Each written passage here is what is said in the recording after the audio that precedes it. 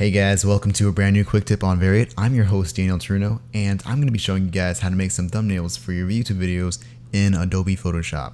So, as you can see, this is my YouTube channel here, and I actually have video thumbnails on most of my videos, except for this Mirrors Halloween short film.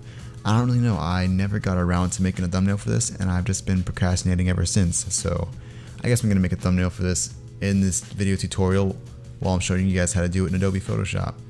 So I'm going to show you 3 different types of thumbnails that I see on YouTube.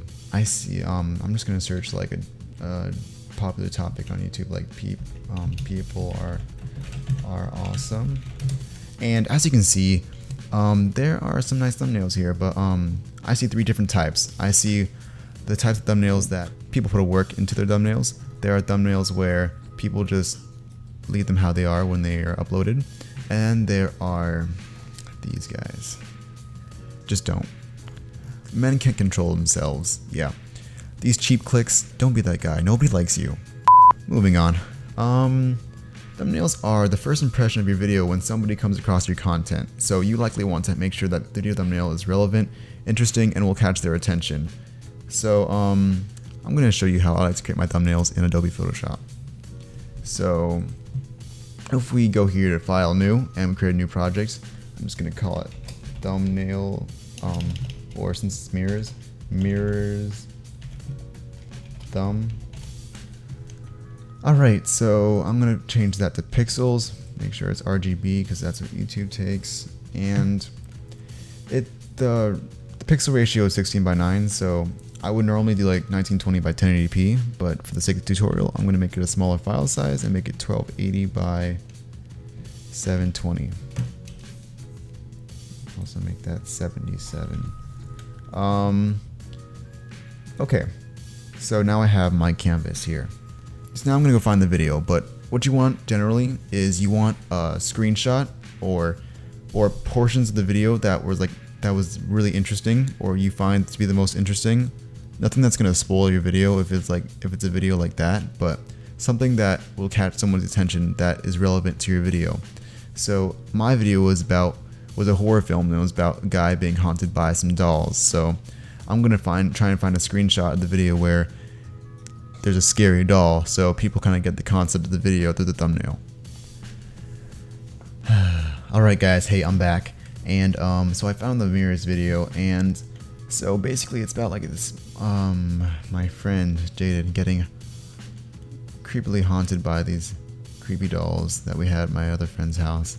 So at the end he kind of gets possessed and whatnot, and you see like this really crazy face. So I'd probably want to mash like this image along with the other image. So just to make this simple, I would like actually grab a screenshot from the video, or like an actual still image from the video, but just to make it simple, I'm just going to screenshot it on my Mac. I actually used Shift Command 4 to get a little window here, and I'm going to grab this screenshot, and now I'm actually going to go over somewhere in the beginning where like this doll is staring really creepily at Jaden. So I'm going to get these 2 scenes because I feel like I can mash those 2 together and make a pretty interesting thumbnail for this video. Alright, so once you get those 2 screenshots, we can go back into Photoshop. Alright, so I'm going to import my 2 files. So I'm going to place linked, and I'm going to grab the first screenshot and place it in my canvas, and then I'm going to grab my second screenshot and place that in my canvas as well. So we've got the two parts of the thumbnail. So working in Photoshop, if you're not already familiar with the program, the tools you're basically going to need to know, you want to familiarize yourself a little bit with the Move tool here, the Selection tool, the Paint Bucket tool for like gradients and stuff, and the Type tool if you would like to have text or some titles in your thumbnail. And I'm actually going to go a little more into effects later on. So I'm going to grab this image with my Move tool, and I'm going to command or Control T it if you're on Windows, and I'm just going to make this part where the doll, you can see the doll, I'm going to make it fit my artboard, and I'm going to put it on the side. Now I'm also gonna go grab this image, I'm actually gonna move that. I'm gonna click it and move it on top of the other image so I can see it right now. And I'm gonna move that, make it bigger by Command C and then stretching the corners out.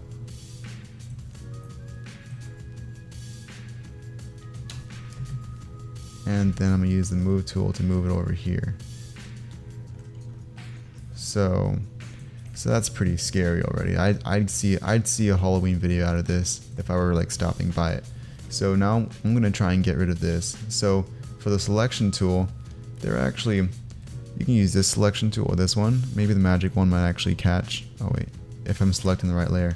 So if I select the layer with Jaden's face and I use the magic wand tool, that actually captured a pretty decent color of right here, and that was just lucky or whatever. But I can just, I'm shift clicking right here to add to the selection. But yeah, I basically did a quick cutout of this part, and I'm gonna actually delete it. But if it says it has that error that you can't delete, that's because the layer isn't rasterized. So if you right click the layer, you can rasterize it right here. And now if you click delete, it'll get rid of that. But that looks kind of rough cut. So what I'm gonna do is I'm actually gonna add a little gradient in the background, which is why we're gonna use the paint bucket tool. So if you see a tool with this little triangle in the corner, you can hold click it, and there are other tools that you can use. So I'm actually gonna use the gradient, and if you have a certain color, you can just go up here and you click the last preset here, and you click the top and make that opacity 100. You basically have a black to clear gradient. And I'm just gonna go make a new layer by clicking this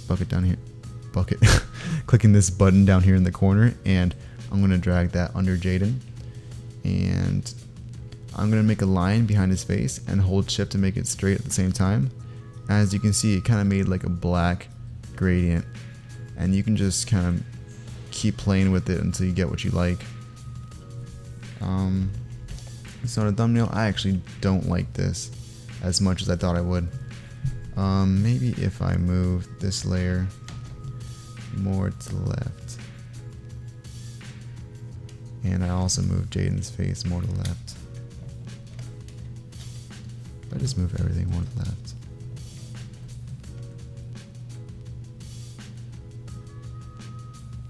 But yeah. If I move that, and I move this.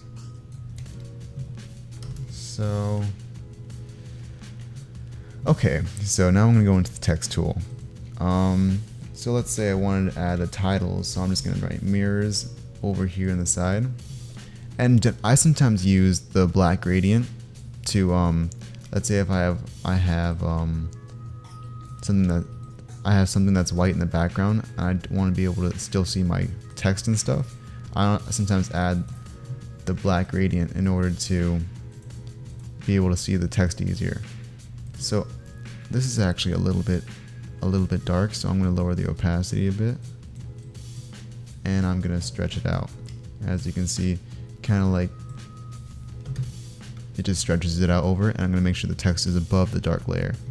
So you see, we've got pretty decent looking thumbnail. I wouldn't like it. I don't like it very much, but you can see where I'm going with this. You can make your own thumbnails, and honestly, thumbnails are up to your own creativity. So you can mess with Photoshop, just fiddle around with it. It really is practice. So mirrors. I'm gonna show you how to get some. I'm gonna show you how to. Okay, excuse me. So as for the text, I'm going to show you how to get some text effects. So if you right click the layer, it'll bring up this little layer style box here, and you could add a bunch of different things. Like you could add like let's say you like a stroke, you could add a black's not that big. You could add a black stroke to your letters. You could add different gradients, a lot of different things. Also bevels and stuff. So you can just try out different things, even drop shadows. You can try out different things and just see what you like. Also, when you're working with the text tool, you can use that, and also you can use whichever font you like. Also, I would recommend using one font, or a lot of YouTube channels like to use one font and have it like the same theme in their YouTube channel. So that's an awesome idea. You can have a cool creative thing that you can do with your thumbnails. And as for now, that's basically it. It's really sad. I might actually just go ahead and create a different thumbnail for the YouTube video, but this video is to give you the general basics of how to use Photoshop to make your thumbnail. So I'm going to show you how you would go about exporting this now. So if I were to go and export this, I would want to File, Save As.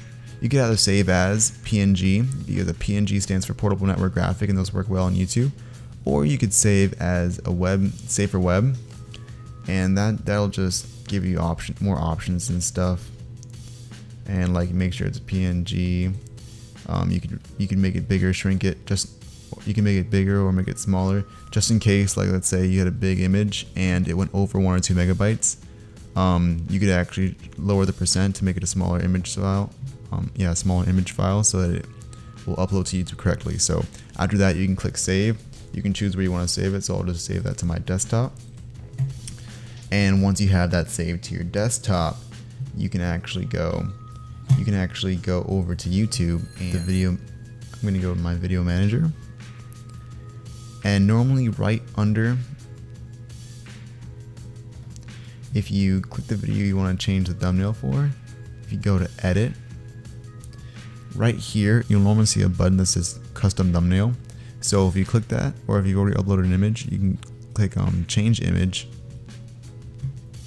or custom thumbnail. So I'm gonna grab that thumbnail wherever it's at here, mirrors them, and as you can see, I uploaded it. So it might take a couple seconds, and then bam, I have the thumbnail. Then you just click save changes, and bam, you're done. You have your new custom thumbnail on YouTube. Alright guys, that brings us to the end of this video. If you'd like to suggest a tutorial in the comment section below, you could be responsible for next week's quick tip. If this video helped you in any way, please like the video and subscribe. I'll catch you guys next week.